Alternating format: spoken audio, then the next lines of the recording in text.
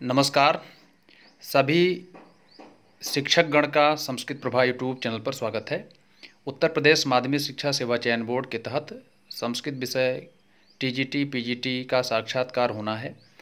आज की डेट में खबर आई हुई है कि इलाहाबाद हाई कोर्ट की तरफ से एक प्रश्न को सुधारने की बात कही गई है। यद्यपि बहुत प्रश्न हैं विवादित, फिर भी अगर एक भी प्रश्न सही होता है तो बहुत लोगों का कल्याण हो सकता है। एक एक प्रश्न से व्यक्ति सफल होता है अथवा एक प्रश्न से असफल होता है। तो मैं आप सबको बता दूं कि साक्षात्कार की डेट जो आनी थी इससे प्रभावित हो सकती है। जी हाँ, 2-4-6-10 दिन लेट लतीफ़ और भी हो सकता है डेट आने में, लेकिन साक्षात्कार आपका प्रारंभ होगा सितंबर महीने में ही, इसलिए आप सब अपनी तैयारी अभी से करते रहिए। डेट किसी भी समय पर आ सकती है, लेकिन इस निर्णय से लगता है कि 2-4-6-10 दिन और लेट हो सकता है। मतलब कि बिल्कुल हम लोग कन्फर्म नहीं है, फिर भी हम लोग अपना काम करते हैं। अभी तक जो भी श्रृंखलाएं चलाई गई हैं, कुछ मित्र कहते हैं कि प्लेलिस्ट कैसे देखें, तो प्लेलिस्ट आप जब जो लोगो है इस चैनल का उस पर क्लिक करेंगे तो एक बहुत बड़ा स्क्रीन खुल के आएगा। वहाँ पर वीडियोज लिखा होगा या बगल में प्लेलिस्ट लिखा होगा, उस मेनू पे जा करके आप दबाएंगे तो समस्त वीडियो आपको दिखेंगे। तो आप सब ने इतना स्नेह और प्रेम दिया है चैनल को, इसलिए आप सबके लिए बहुत ही महत्वपूर्ण प्रश्न लेकर के आ रहे हैं। इस पर भी आप सबका स्नेह और प्रेम मिलना चाहिए। लाइक रूपी बटन दबा करके अपना प्रेम एवं स्नेह जरूर प्रकट करें, और अच्छा लगे तो 2-4 मित्रों को भी शेयर करें, और अगर नए हो तो इस चैनल को सब्सक्राइब कर लें, ताकि आपको नई नई ज्ञान की सामग्री और महत्वपूर्ण सूचनाएं मिलती रहें। चलिए, ऐसा प्रायः पूछा गया है कि मंत्र और श्लोकों में क्या अंतर है। देखिए, मंत्र और श्लोक हम लोग लगभग जब पढ़ते हैं वैदिक साहित्य में, जो जैसे अग्नि सूक्त है, इंद्र सूक्त है, तो वहाँ हम लोग कभी कभी झटके में बोल देते हैं कि श्लोक है। तो ऐसा ना हो, क्योंकि जब आपके सामने विषय विशेषज्ञ होंगे तो ज़रूर इतने विद्वान होते हैं कि छोटी छोटी ही चीज़ पूछते हैं और उसी से आपका आकलन कर लेते हैं। तो मंत्र और श्लोक में अंतर क्या है? मंत्र वह है जो सीधे मन से उत्पन्न हुए हों, उन्हें लिख कर नहीं बनाया गया हो। जैसे वेदों की ऋचाएँ, वेदों में आई सारी ऋचाएँ मंत्र कहलाती हैं, क्योंकि ऐसा माना जाता है कि वे स्वयं प्रकट हुई थी। ऋषयः मंत्र दृष्टारः न तो कर्तारः, दृष्टा हैं, मंत्रों का दृष्टा ऋषि लोग हैं। इन्हें किसी ने लिखा नहीं था, मन से उत्पन्न है, इसलिए मंत्र कहलाते हैं। श्लोक का अर्थ है ठीक इसके विपरीत। श्लोकः लुनन्त इति श्लोकः, श्लोकम लुनन्त इति श्लोकः, अर्थात जो शोक का, जो कष्ट का निवारण कर दे। जब हम कष्ट में होते हैं तो कभी कभी ऐसा कहा जाता है, सिद्धांत में है कि अगर आप बहुत ज़्यादा दुखी हैं, प्रेशर में हैं, मानसिक प्रताड़ना में हैं, तो आप अगर गीत संगीत सुन लीजिए तो आपका जो मन है, मस्तिष्क है, वह कूल हो जाता है, ठंडा हो जाता है। चलिए, जो किसी के द्वारा लिखा गया हो, जिसे किसी ने रचा हो, उसे श्लोक कहते हैं। जैसे भागवत या वाल्मीकि रामायण महाभारत, ये ग्रंथ धरती पर रहने वाले ऋषि मुनियों ने लिखे हैं, इसलिए इनमें आने वाले पद्य मंत्र नहीं कहे जा सकते, ये श्लोक हैं। इन्हें लिखा गया है, ये खुद प्रकट नहीं हुए हैं। तो ऐसा आप बता सकते हैं, इसको नोट कर लीजिएगा। आज हम किराता अर्जुनियम का मंगलाचरण लेकर के आए हुए हैं। किराता अर्जुनियम मतलब इसलिए लाए हैं कि आपके सामने एक प्रश्न छोड़ दिया जाता है विद्वानों के द्वारा कि आप क्या पढ़ के आए हैं, आप क्या पढ़ के आए हैं। तो आपको देखिए, आप कितना विद्वान हैं आप अपने अंदर रखिए, क्योंकि सामने वाला इतना अनुभवी होता है कि सब कुछ पढ़ने के बाद आपके सामने बैठ करके आपका साक्षात्कार लेता है। आप भी उतना विद्वान हो जाएंगे तो आप भी वहाँ बैठ करके साक्षात्कार लेंगे। तो आपको इतना नहीं दिखाना है कि मैं बहुत ज़्यादा ज्ञाता हूँ। आपको जो भी सरल लगे उसी को बताइए। जरूरी नहीं है कि आप कठिन ग्रंथ को बताइए, पूछिए जहाँ से पूछना हो, चैलेंज करिए। वहाँ चैलेंज करने की आवश्यकता नहीं है। इसलिए आप सब विद्वान हैं। अगर इस परीक्षा को पास करके आए हैं, 125 क्वेश्चन में आप अपने आप को सिलेक्ट कर लिए हैं, तो इसका मतलब है कहीं न कहीं से आपके अंदर प्रतिभा है, ज्ञान है। तो आपको बहुत ज़्यादा मैं नहीं समझाने लायक हूँ, आप खुद ही समझदार हैं, किंतु जो भी अल्पज्ञ, जो भी थोड़ा बहुत ज्ञान है मेरे पास, मैं आप तक शेयर कर रहा हूँ। चलिए, किराता अर्जुनियम महाकाव्य का मंगलाचरण। किराता अर्जुनियम का सामान्य जानकारी जरूर रखिएगा। सामान्य जानकारी मतलब महाकाव्य है। महाकाव्य का लक्षण क्या होता है? किरातार्जुनीयम बृहत्त्रयी में परिगणित है, अर्थात बृहत्त्रयी में जो भी रचनाएं आती हैं, किरातार्जुनीयम में 18 सर्ग हैं, भारवी इनके रचनाकार हैं। भारवे अर्थ गौरव की व्याख्या जरूर याद रखिएगा, क्यों कहा गया है भारवे अर्थ गौरव की व्याख्या में उनकी क्या विशेषताएं, इन पर वीडियो एक लेकर के आएंगे। फिर भी किरातार्जुनीयम का मंगलाचरण है, हम पढ़ के आपको बता देते हैं लक्षण सहित और कुछ विशेष शब्द अर्थ, कौन से शब्द में क्या पूछा जा सकता है, किस प्रकार के प्रश्न बनते हैं, आपको एक बार इंडिकेट कर दे रहे हैं। आपको जो सरल लगे वही सुनाइएगा। आपसे यह भी कहा जा सकता है किसी भी ग्रंथ का मंगलाचरण सुनाइए, तो आप इसी को सुना दीजिए, या कौन सा ग्रंथ पढ़ के आए हैं तो आप बता दीजिए किरातार्जुनीयम। तो पहला सवाल बन सकता है, क्योंकि जो प्रश्नों की श्रृंखला चलती है, प्रश्न पर प्रश्न बनते चले जाते हैं और उसी से आपका साक्षात्कार संपन्न हो जाता है। चलिए, लक्षण है वंशस्थ छंद है, संपूर्ण किरातार्जुनीयम में वंशस्थ छंद है, लेकिन सर्ग के अंत में जो छंद बदलते हैं उसको आपको दिमाग में रखना है। प्रथम सर्ग के में जो श्लोक हैं 46 हैं, तो आपके 44 तक वंशस्थ छंद हैं, 45 में प से 45, प से पुष्पिताग्रा, और 46 अंतिम है, अंतिम म से मालिनी। आपका क्लू हो गया, क्योंकि कभी कभी ऐसा भी प्रश्न पूछा जा सकता है। ठीक है, जतौ तु वंशस्थ मुदीरितं जरौ, जतौ तु वंशस्थ मुदीरितं जरौ, जतौ तु वंशस्थ मुदीरितं जरौ, जतौ तु वंशस्थ मुदीरितं जरौ। ये लक्षण है। जतौ अर्थात जगण और तगण, दो गण हैं इसमें। यमाता राजभान सलगा जो कि 8 गण है, यह पिंगल शास्त्र का जो है पहला सूत्र है, इससे हम लोग गण बनाते हैं। 8 गण हैं, आप यहाँ से देख सकते हैं पहले गण, उसके बाद हम पढ़ते हैं श्लोक को। ठीक है, तो यमाता से यमाता, देखिए किसी गण में 3 वर्ण अथवा 3 जो मात्राएं होती हैं, चाहे लघु हो चाहे वो गुरु हो। तो यगण में यमाता राजभान सलगा से हम य से निकाले यमाता, यमाता अर्थात यगण। अब य माता पर मात्रा हम लोग लगाएंगे, य लघु है तो लघु मात्रा, म लघु है तो लघु मात्रा, और यहाँ पर आप देख रहे हैं, यहाँ से देख रहे हैं कि ता है गुरु है तो गुरु मात्रा, तो यहाँ से निकाल लेंगे। म से दूसरा गण निकालेंगे, मा तारा, म ले लेंगे, 2 अक्षर और 3 अक्षर पूर्ण करना है, तो मगण गगण मगण और मगण हो गया। इसमें तीनों जो है गुरु वर्ण है। फिर आप देखेंगे ताराजा, ता लिए राज लिए, तो 3 वर्ण लेकर के तगण बना लिए। तगण में 2 गुरु वर्ण 1 लघु। राजभा, यहाँ से राजभा ले लिए यहाँ से। फिर ये क्या बना, राजभा, रगण बना। रगण में तीनों ध्यान से देखिएगा, राजभा, तो यहाँ मात्रा लगाएंगे, ये गुरु, ये लघु, ये गुरु।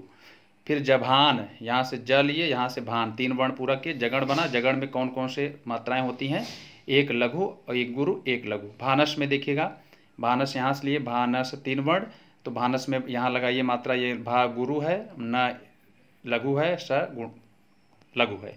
ऐसे ही हम निकाल लेंगे, आप सब बुद्धिमान हैं। चलिए, तो हम लोग बात करेंगे इसमें जगण तगण, और फिर यहाँ से हम लेंगे दो गण यहाँ से, 2 गण यहाँ से, एक जगण लेंगे, एक तगण लेंगे, यहाँ से जगण लेंगे, यहाँ से रगण लेंगे, तो 4 तिहाई 12। इसके एक पाद अथवा चरण में कितने वर्ण होते हैं, 12, और टोटल की बात होगी तो 48, क्योंकि 4 होते हैं, 12 चौके 48। सवाल पूछा जाएगा 12 वर्ण और भी छंदों में होते हैं, लेकिन आपको ध्यान देना है, कई तरीके से लक्षण दिखाना होगा, क्योंकि यहाँ आप पकड़ेंगे जगण तगण, जब मात्रा बैठाएंगे तो आपको वंशस्थ छंद का ही लक्षण दिखाई देगा। तो वंशस्थम उदीरतम जरौ, अर्थात जिस श्लोक में, जिस छंद में जगण हो, तगण हो, फिर जगण हो, फिर रगण हो, इन गणों से युक्त 8 वर्णों वाला छंद क्या कहलाता है, वंशस्थ।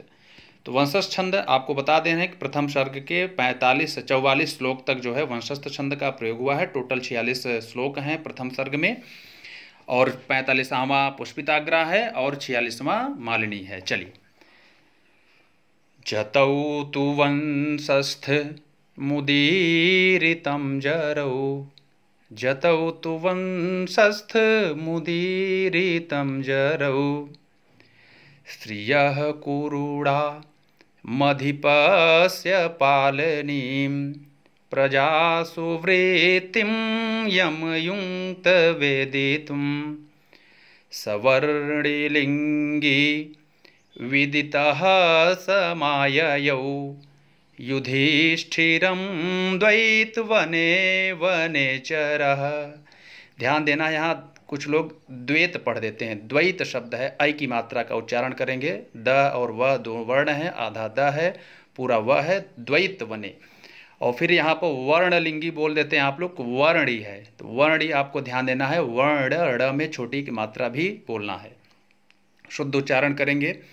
अब श्रियः, यहाँ जो पूछा जा सकता है श्रियः का क्या अर्थ है, इसका आपसे अन्वय भी किया जा सकता है। अन्वय सहित अर्थ बताइए। तो कुरुणाम, जब आप संधि विच्छेद कर लेंगे, शब्दों को अलग करना सीख लेंगे, तो आप बना सकते हैं। तो कुरुणाम, कुरुणाम अधिपस्य, म में से अ निकला, अधिपस्य। फिर उसके बाद श्रियः, ये सब विशेषण शब्द हैं। पालनीम, पालनीम प्रजासु। फिर उसके बाद वृत्तिम, वृत्तिम के बाद वेदितुम ले लेंगे। अयुंक्त शब्द है, यहाँ पर क्रिया है। ये देखिए, क्रिया शब्द, क्रिया को जरूर हम लोग जो है खोजेंगे, क्योंकि अन्वय करते समय कर्ता के कई विशेषण भी हो सकते हैं। हो सकता है कर्म होगा तो कर्म के कई विशेषण शब्द हो सकते हैं, क्रिया होगी तो क्रिया के भी विशेषण हो सकते हैं। तो इन सभी पदों को हम लोग सेट करते हैं, अन्वय करते हैं, उनका आपस में संबंध स्थापित करते हैं। ठीक है, तो अयुंक्त शब्द है, जो कि यह जो है लंग लकार का रूप है, अयुंक्त। वेदितुम हो गया। वर्णलिंगी तीसरे पद में, वर्णलिंगी सहवनेचरः, सहवनेचरः। फिर विदितः, जानकार, द्वैत वने अर्थात द्वैत वन में, युधिष्ठिरम, युधिष्ठिर के पास, समाययौ। तो दो वाक्य बन गए। पहला तो आप देखेंगे, श्रियः कुरुणाम अधिपस्य पालनीम प्रजासु। श्रियः, यहाँ से कुरुणाम, कुरुदेश की राजलक्ष्मी का पालन करने वाले, प्रजाओं में जो वृत्ति क्या है, उनकी क्या वृत्ति चल रही है, क्या व्यवहार चल रहा है, कुरुदेश की राजलक्ष्मी को संरक्षित करने वाले, अर्थात दुर्योधन के लिए विशेषण शब्द आए हैं सब। ठीक है, ऐसा पूछा जा सकता है कि किसके लिए शब्द प्रयुक्त हुए हैं, कुरुणाम, अधिपस्य, श्रियः इत्यादि। ठीक है, तो श्रियः, श्रियः शब्द का भी अर्थ पूछा जा सकता है। ठीक है, अधिपस्य श्रियः मतलब राजलक्ष्मी, पालनीम पालन करने वाले, अर्थात कौन, युधिष्ठिर की दुर्योधन, कौन आपसे पूछा जा सकता है। तो दुर्योधन, दुर्योधन प्रजा विषयक, यहाँ शब्द आया है प्रजासु, प्रजाओं में जो भी कार्य क्रियाकलाप चल रहे हैं। देखिए, उस समय समस्त जो भी राजपाट है, जुए में हार गए हैं पांडव, और यहाँ तक कि द्रौपदी को भी लगा दिए हैं दांव पर। सब कुछ हारने के बाद द्वैत वन में रहने के लिए वनवास, और एक वर्ष का अज्ञातवास, 12 वर्ष का वनवास और 1 वर्ष का अज्ञातवास भी मिल गया है। दांव पर लगा करके हार चुके हैं, पराजित हो चुके हैं। तो बस वहीं से प्रारंभ हो रही कहानी।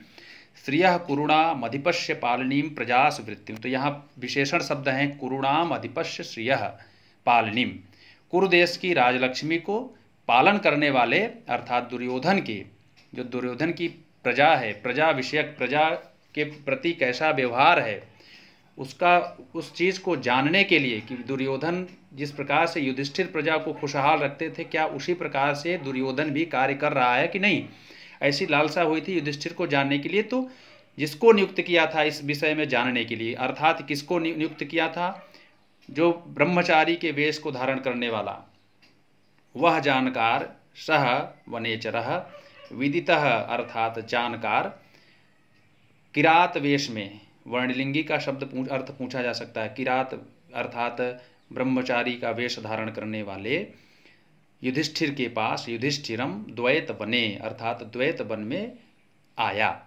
समाययौ। तो ऐसा अर्थ आपसे पूछा जा सकता है, इसका आप लोग अन्वय भी बना लीजिए। कुरुणाम अधिपस्य श्रियः पालनीम प्रजासु वृत्तिम वेदितुम अयुंक्त, एक वाक्य पूरा हो गया। वर्णलिंगी सह वनेचरः, तो वर्णलिंगी विशेषण है, सह वनेचरः वर्णलिंगी का ब्रह्मचर्य के रूप में वह वनेचर, विदितः सब कुछ जानकर, कहाँ पर आया, द्वैत वने अर्थात द्वैत वन में। द्वैत वन नाम है जो कि जिस जंगल में रहते थे, द्वैत मतलब भी अर्थ पूछा जा सकता है। द्वि प्लस इतः, द्वि का मतलब होता है जहाँ पर शोक और मोह, इतः मतलब चले गए हों। वनेचर में कौन सा प्रत्यय है, किस सूत्र से हुआ है, ऐसा भी पूछा जा सकता है। श्रियः शब्द का अर्थ और श्रियः किस विभक्ति का रूप है, कुरुणाम कहाँ का रूप है, प्रजासु कहाँ का रूप है, आयुक्त क्या धातु रूप है तो कहाँ का है, किस लकार का है। फिर वर्णलिंगी शब्द भी पूछा जा सकता है। वर्णलिंगी, वर्ण का मतलब क्या है, प्रशस्ति, पहचान, लिंग मतलब पहचान, चिन्ह। विदितः, विदितः मतलब जानकार, समाययौ यह भी क्रिया है, आया। तो आपसे इन सभी शब्दों पर टिप्पणी पूछी जा सकती है और आपसे इसको कहा भी जा सकता है कि आप अच्छे से लय से गाइए। इसमें कोई यति नहीं होती है, 12 वर्ण होते हैं, कहीं अंतिम में 12वें वर्ण पर हम थोड़ा सा ठहराव करते हैं, कहीं पर यति नहीं होती है। ठीक है, इसमें वंशस्थ छंद है। अगला देखिएगा, इसमें समास पूछ सकता है। वर्ण साम्यम अनुप्रासः, यहाँ अनुप्रास है, अनुप्रास अलंकार अगर पीजीटी वाले हैं तो पीजीटी वाले जरूर पढ़ लेंगे, अलंकार उनके पाठ्यक्रम में होगा तो काव्य प्रकाश और साहित्य दर्पण के अनुसार पढ़ लेंगे। लेकिन जो टीजीटी के हैं उनको डरना नहीं है, उनको पूरे समास पूरे अलंकार को नहीं पढ़ना है। अलंकार मुख्य थोड़ा बहुत जानते रहिए, जिस श्लोक को पढ़िए उसमें जो भी अलंकार हो उसका आप उसका लक्षण जरूर याद रखिएगा, क्या होता है कैसे होता है आपको बताना होगा। तो वर्ण साम्यम अनुप्रासः, जहाँ पर वर्णों की समानता हो, अनुप्रास हो, मतलब कि वर्ण साम्यम अनुप्रासः, कई वर्ण कई बार आए, वर्णों की जहाँ पर बार बार वृत्ति हो वहाँ पर वर्ण साम्यम अनुप्रासः, अनुप्रास अलंकार। इसके भेद हैं, एक वर्णानुप्रास, दूसरा है शब्दानुप्रास, जिसको हम लाटानुप्रास भी कहते हैं। और वर्णानुप्रास के दो भेद होते हैं, छेकानुप्रास और वृत्त्यानुप्रास। तो यहाँ पर वृत्त अनुप्रास है। तो छेकानुप्रास का यहाँ मतलब है कि जहाँ पर एक वर्ण, यहाँ पर उल्टा हो जाता है, जहाँ पर एक वर्ण दो से ज़्यादा बार न आए।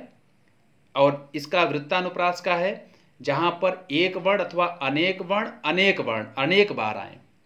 तो ऐसी इसकी परिभाषा बनती है, आप लोग अच्छी तरीके से ध्यान से देख लीजिएगा। लाटानुप्रास शब्द मात्र का जहाँ पर भेद हो, और इसमें आप कैसे पकड़ेंगे कि अनुप्रास है, तो यहाँ देखेंगे प से यहाँ पालनीम प्रजास में वर्ण की आवृत्ति हुई। विदितः देखिए एक ही वर्ण कई बार आया है, ध्यान दीजिए। वर्ण विदितः द्वैत वने वनेचरा, तो 4 वर्ण आए हुए हैं, व वर्णी में व, विदितः में वि और वने में व, वने में व। तो 4 बार रिपीट हुआ है, एक ही वर्ण कई बार आया है। ठीक है, एक वर्ण कई बार अथवा कई वर्ण अनेक बार, तो वहाँ पर वृत्त्यानुप्रास होता है। ऐसा आपसे पूछा जा सकता है। लक्षण आप बता दीजिएगा, बस ऐसे भी बता देंगे, कारिका भी नहीं सुनाएंगे तब भी आपका काम चल जाएगा। विशेष शब्दों का अर्थ, किरातार्जुनीयम कैसे बना है, किरातार्जुनीयम में किरात का क्या अर्थ है, अर्जुनीयम में अर्जुन का क्या अर्थ है, किरातार्जुनीयम में कौन सा समास है, इन सभी तथ्यों पर आप अच्छी तरीके से तैयारी करिएगा। अगर वीडियो अच्छा लगा हो मित्रों तो ज़रूर एक बार लाइक बटन दबा करके अपना स्नेह और प्रेम प्रकट करें। और भी महत्वपूर्ण ज्ञान की सामग्री के साथ आप सबके बीच में पुनः उपस्थित होंगे। आप सभी ने इस वीडियो को देखा, शेयर किया, इसके लिए बहुत बहुत धन्यवाद।